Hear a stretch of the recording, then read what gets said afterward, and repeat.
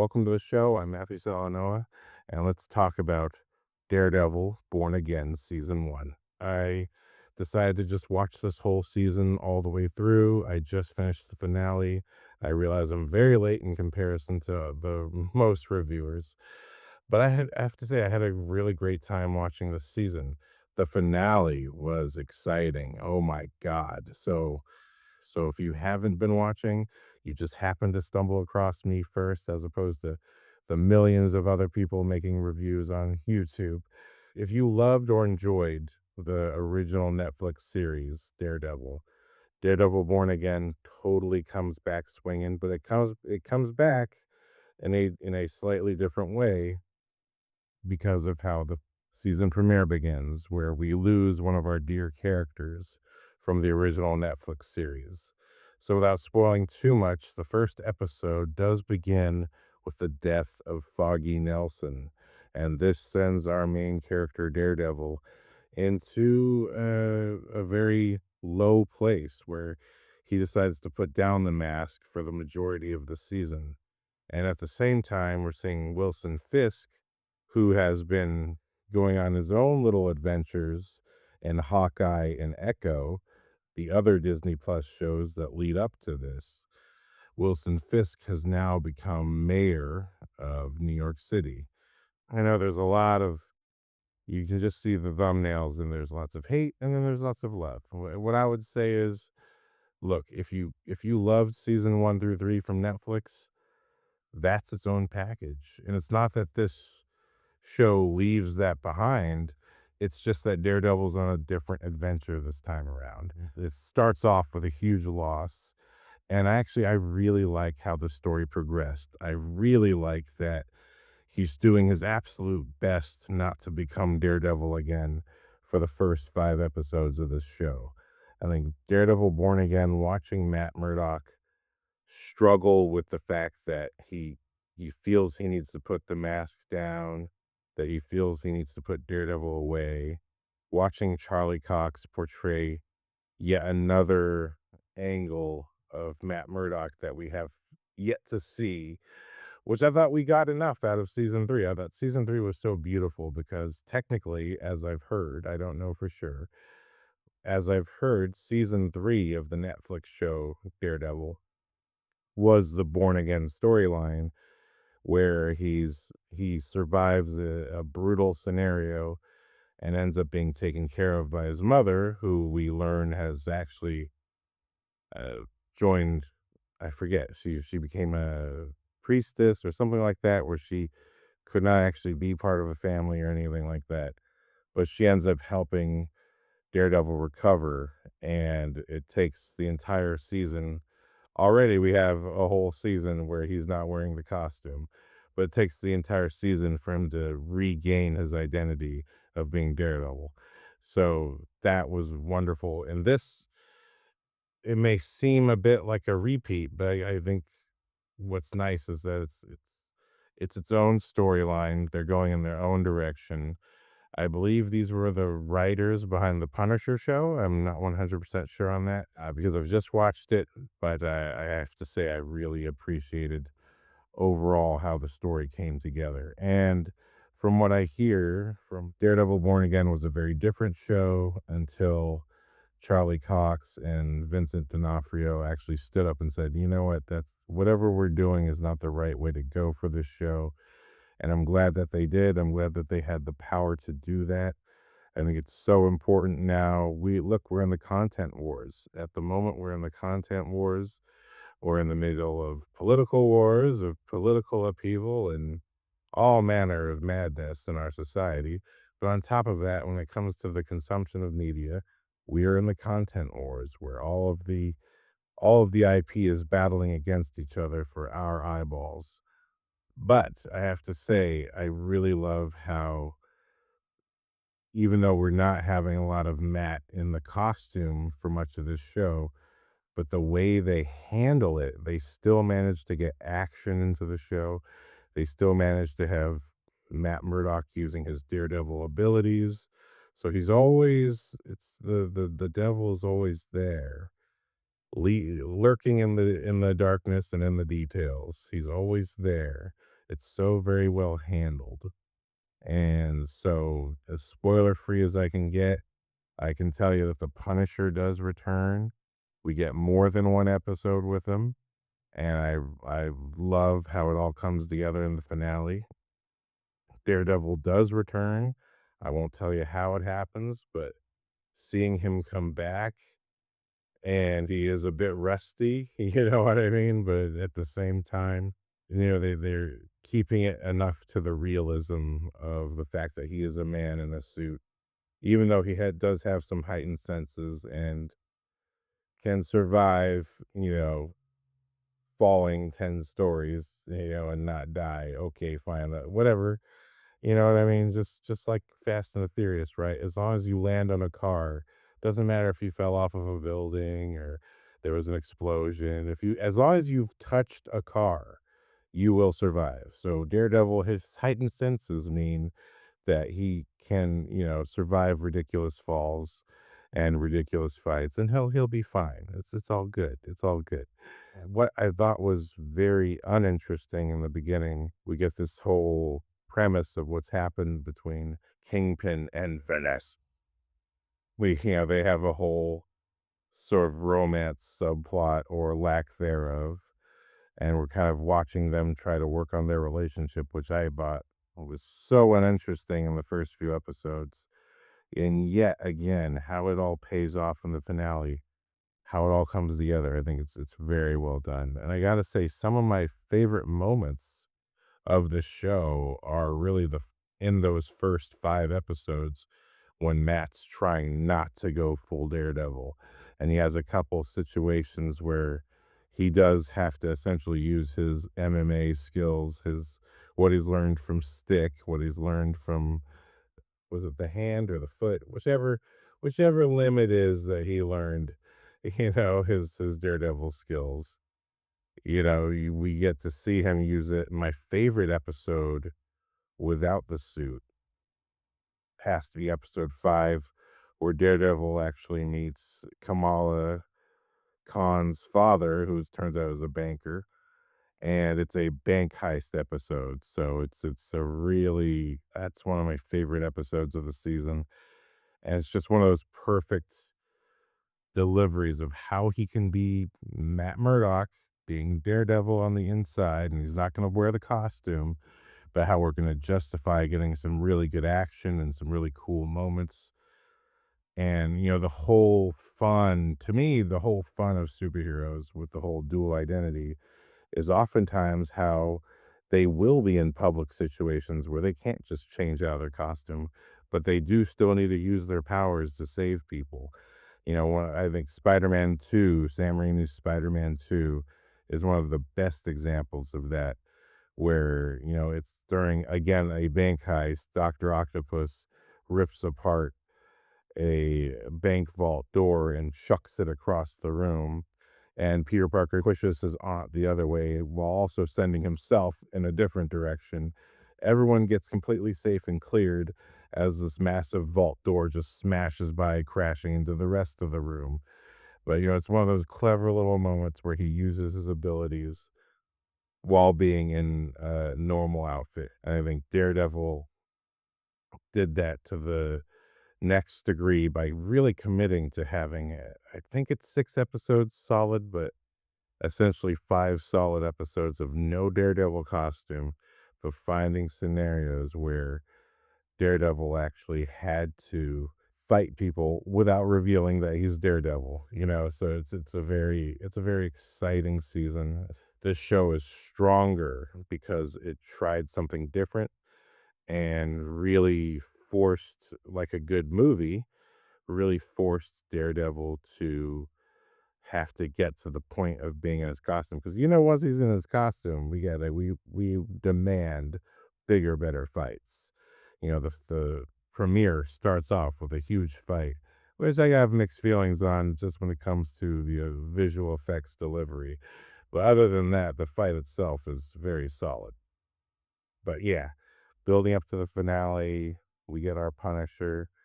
We get characters who disappear come back in the finale. I don't want to spoil who it is, but the finale really got me. I have to say the last 2 episodes are so full of, tension and the building up of what's gonna happen for the next season, and then the violence, like, the arrival of the Punisher means we expect a certain level of gratuitous violence, and we do get that. We absolutely get that gratuitous violence in Daredevil Born Again. You have to wait for it, but it happens, and it's so good. What I like is that actually, I've been watching Bosch Legacy, which I never watched the original Bosch show, but I have a friend of mine who's an actor who was in Bosch Legacy, so I'm just watching it because 'cause I'm like, "Hey, what are you doing? I haven't kept up with you in a while. What have you been in?" He's he just they finished season 3, and something I liked about Bosch Legacy is that they're not solving entire crimes in a single episode, they'll solve a crime or a series of incidences will occur that it'll take, 1 to 2 to 3 episodes to deal with, and that feels a little bit more reasonable, you know what I mean? In real life, sometimes crimes don't get solved, but if you're gonna solve it, at least give it a few episodes or, some give it a little bit of a believable stretch that these people aren't gonna just solve everything and button it up in a bow or tie it in a bow. It's not gonna be solved that quickly. That's something I really enjoyed about Bosch Legacy. It just makes it feel a little bit more legitimate, and that's what I like about Daredevil Born Again is that we do have these kind of there's a couple smaller villain arcs and a couple smaller villain situations that crop up and happen. I really appreciate that approach. I like that we do get Matt Murdock in the courtroom, which I've always felt like the proper way to do Daredevil if you're taking it to the movies and shows. Yes, you need lots of action, but you still need a legitimate lawyer story. There's kind of no point to having a character who's a lawyer, and you're not gonna get a little bit of courtroom stuff, but the whole thing is the courtroom, it has to be a revolving door where whatever happens in the courtroom has to affect the Daredevil stuff. The Daredevil stuff has to then, you know, affect the courtroom stuff. Very much a Batman scenario. When Batman stops a criminal and he captures him, that person then has to go to jail. When that person busts out of jail or whatever, or in the case of like Harvey Dent in the comics getting acid thrown in his face, that's what stirs the pot and keeps the cycle going. And I think that's another strength of Daredevil Born Again season 1 is that again, especially in the first 5 episodes where he's really trying, they do a great job of balancing exactly how much courtroom drama is needed versus the action. So it's like, hey, we did come here for Daredevil. Okay, even if you're not going to have him in the costume, please get him in a scenario where we're watching the usage of powers and how cool it is that he has these gifts and how exactly is he going to get out of the situation without exposing himself that he's Daredevil. So I gotta say I really liked the season a lot. I thought the delivery of all the payoffs, all the setups and payoffs. This show has a really good flow for everything that happens in it. And I really was really pleased with there's so many supporting characters, especially on the Wilson Fisk side when we're watching Wilson Fisk build his house. What I like about House of the Dragon season 2 is we're seeing our main queen build her house. She's building her army. She's setting up everything she's going to need to do to get us to season 3 where it's going to be all out war. And that's totally what Wilson Fisk is doing. He's playing his kingpin game on an entirely new level. And it's just how we get there. It does feel like a Sopranos, not really Sopranos, but more like Godfather. It's sort of Godfather from a new angle with comic book characters. And again, when we get to the finale, and it's all this sort of these misdirects and these misleads, and is Wilson Fisk reformed? Is he truly a reformed person trying to be mayor for a legitimate reason? or something else going on. And so when you get to the finale and that question is answered, I was very happy. I was very happy with how the finale turned out. And it turns out, the only spoiler I'm gonna give you is that things are gonna get so bad that one of Daredevil's last lines of this show is, "We're gonna need an army." And I cannot wait to find out who gets enlisted.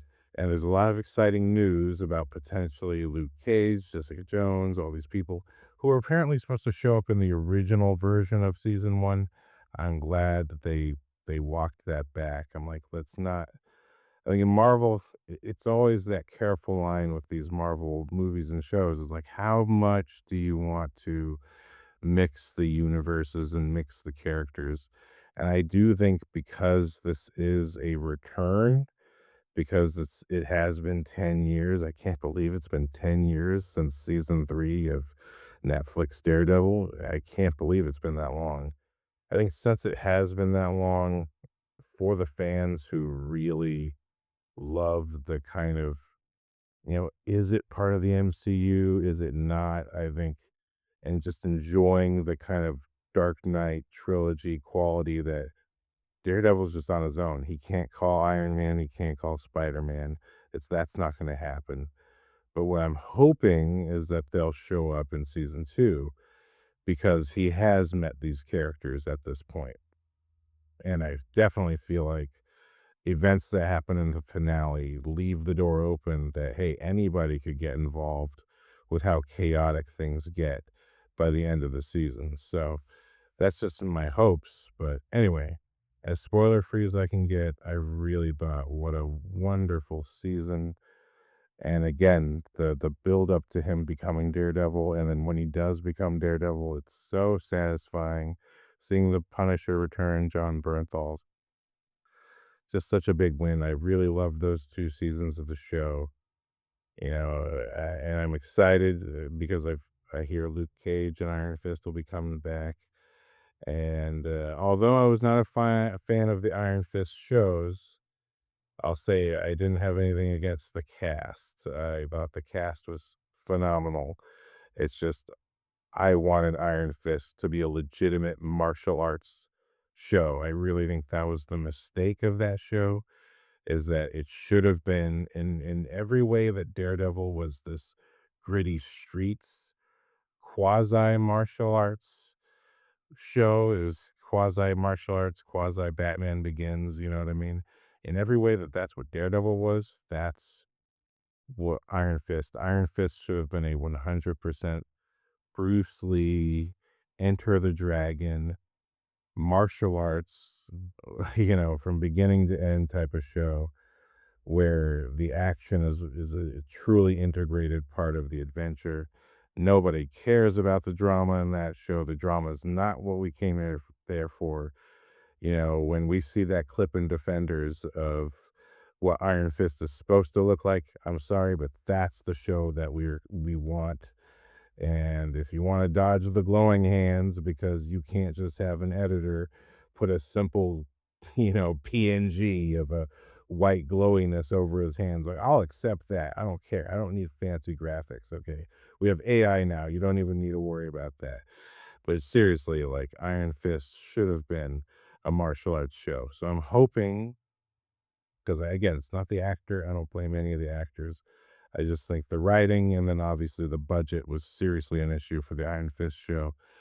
I hope that with the return of Luke Cage, because I love Luke Cage season 1 and 2, so good. It'll be great to see Mike Coulter back. I hope that we're getting of the full Defenders roster and then some. My hope is that the Kamala Khan, that her dad showing up in episode 5, I'm hoping that Miss Marvel will be part of this little army because look, we have a lot of New York characters that are just sitting on the table waiting to be used. I am not interested in just waiting for the movies to show them again. Let them play in these TV shows. You got that Disney money now, so let's spend it. Let's spend some of that Disney money, and it'll be great for season 2 to just be a full on Marvel team up. But Daredevil's the leader, which I'm excited for. I hope that's the army that we get, and that's there's even hopefully even more action. Not that I wasn't happy with the action I got, but, I understood this was a very good story about a man who lost his way and kind of finds his way back to himself by the end of the season, and in a way that I feel is really it felt natural, it felt organic. I thought, again, as spoiler free as I can get, I really thought this was a good story for bringing back the fans while also not forgetting that Daredevil is now officially part of the larger MCU. So I'm really, really excited for the possibilities of this show. So that being said, spoiler free, you want to see Daredevil Born Again? Check it out.